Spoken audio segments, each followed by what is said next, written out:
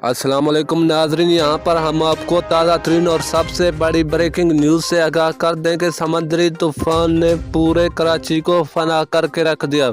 और महकमा मौसमियात वालों ने भी पूरे पाकिस्तान के लिए ख़तरनाक अलर्ट जारी कर दिया है। जी नाजरीन, हम आपको मुकम्मल तफसील के साथ बताएंगे इस वीडियो में। इस वीडियो को आखिर तक ज़रूर देखना। उससे पहले हमारे आप लोगों से छोटी सी गुजारिश है,